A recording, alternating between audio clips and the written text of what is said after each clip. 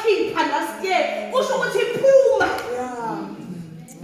So akuzukusho ukuthi ungasazwanga lutho kusho ukuthi akunankinga ke this time but uma ukuthi establish kwi-culture kwindlela ethile yokuphila.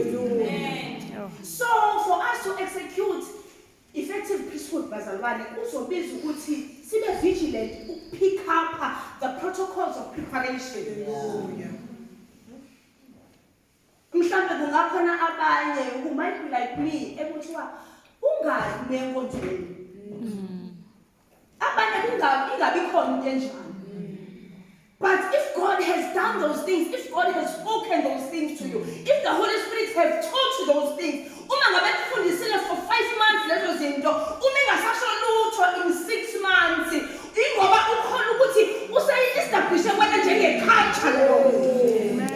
I-culture awuhona umoya ukuthi uyiphile. I-culture it is you, it is your life, it is how you live.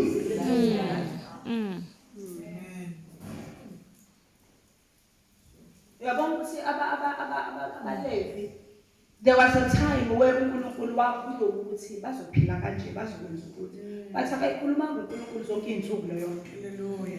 But lento uNkulunkulu ayikhuluma uNkulunkulu wayelindele ukuthi abayibambe babe kuyona njenge-culture yabo. Ukuthi kwakungadingi ukuthi njalo uMoses akakhuphukela entabeni ayozwa ukuthi kuthiwa abaLevi baphile kanjani but uNkulunkulu wayekhuluma once, wayipresenta once, yabhala once incwadi yomthetho, and it had to be by embrace as culture. So singafuni bazalwane ukuba hyper spiritual. Ukuthi njalo kufanele kube khona isiwiri sometimes lento uNkulunkulu ayikhulume ngalelalanga just hold on to it. Awudingi izivunguvungu zonke izinsuku ukwazi ukuthi kufanele uvume uthandaze. Uma ngabe uNkulunkulu ekufundisile ukuthi kule pattern yomthandazo engifuna ukusubject akuyona. Akunisho ubuthongo this week, akunisho ubuthongo next week, akunisho ubuthongo next month. In 5 months uma engasakunisho ubuthongo usenika wena responsibility kule nto akufundise yona ukuthi njengoba ngizamile ukufundisa ukuthi ngikhuphe ubuthongo thatha responsibility manje ukuthi ukwazi ukuqhubeka u-execute priesthood. Yo. Hallelujah. I want to believe ukuthi wonke umuntu okhulekayo uyazi ukuthi ukhona isikhathi la beyond your power, no, beyond your will, ukuthi uyathandaza la wakubona ukuthi uNkulunkulu uthi amthanda ukuthi the grace is overflowing yomthandazo. Bese kuba khona isikhathi la uza ukuthi kudry Nkosi yami. But asihambi ngalokho, sihamba ngokuthi we know what we are established into. Siyabazi lokho esitshalelwe kukho. So asisadingi ukuthi sizwe isiwishiwishi enhlizweni because we understand ukuthi we have been established with protocol of preparation.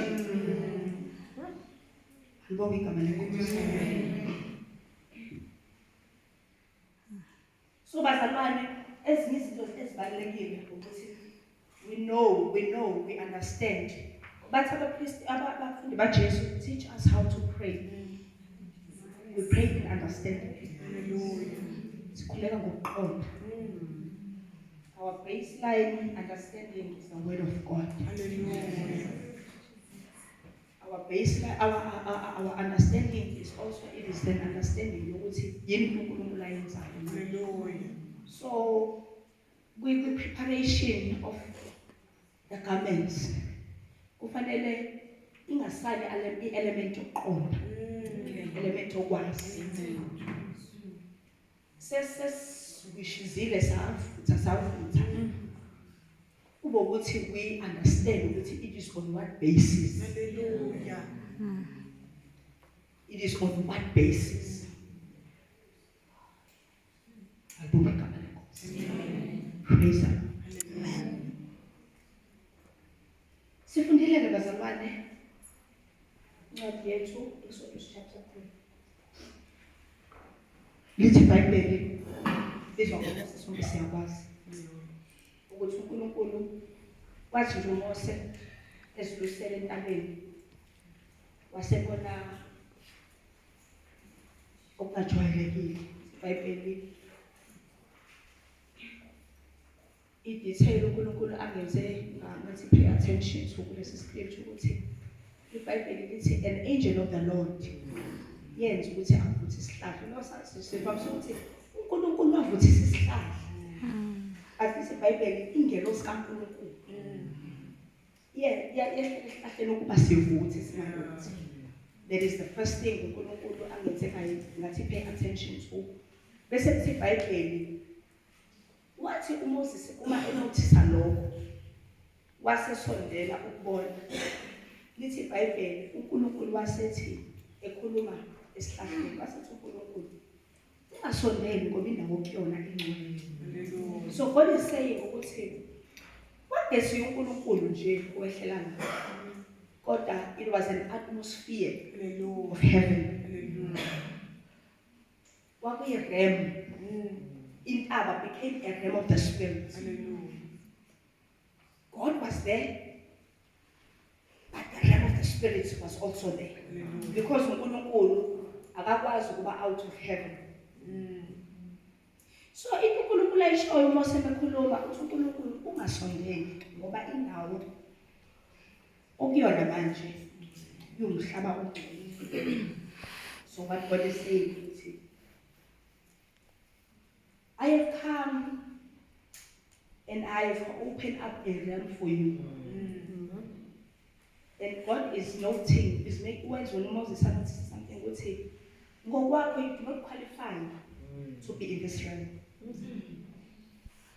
Awuqualify enyameni yakho. Ekube nomuntu wakho, ekube noMoses wakho, awuqualify. But uNkulunkulu is open up a possibility athi prepare yourself to enter the realm. What I was saying the other time ngikhuluma konzweni ngithi uNkulunkulu whatever une dimension kaNkulunkulu esibonayo. Mhlawumbe besingayi experience before. Let's say suddenly we experience dimension healing. It is not because uNkulunkulu has suddenly become a healing God.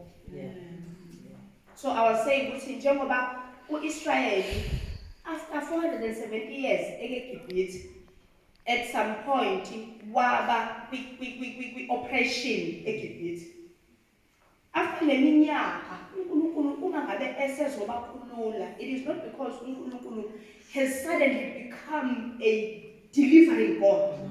Noma uNkulunkulu akusikho ukuthi usesanda ukuba namandla okukhulula. Akusikho ukuthi uNkulunkulu usebe uNkulunkulu okwazi ukukhulula ebekade engasiye 50 years ago. But into eyenza leyo possibility ibe khona kuIsrael, it is because kune realm uNkulunkulu aseyivulile. And leyo realm ithi akekho ozoqhubeka oppress. Ngoba le realm inamandla okubreak amandla of that person. So now into uNkulunkulu ayisho wabiza uMoses wamnika assignment yokuthi akayokhipha uIsrael. But into ofanele understand uma ngabe ethi come to what I have made available. Mighty come into the realm. Because it is the realm that you need, you will need la uyakhona. Awukwazi ukufika unarate ngomlomo ukuthi kunoNkulunkulu othekhulula abantu. Kufanele kube khona iproof yokuthi uhlangane noNkulunkulu okhululayo. And iproof awukwazi ukuba nayo unless ukwazi uku-enter into a realm and ukwazi uku-engage realm until you become a custodian of that realm. Hallelujah. Abonge igama leNkosi. uMoses wayengafika akhulume ngamazwi kufana. But it is that realm that had to be opened. uMoses lithi iBhayibheli melithi come and engage. Ngoba ngesikhathi engena kula realm esezilungiselile ngokuthi akhumule icathulo. uNkulunkulu wa-engage noMoses waseqala within the realm waseqala ukumkhombisa ukuthi this is what you can do. Because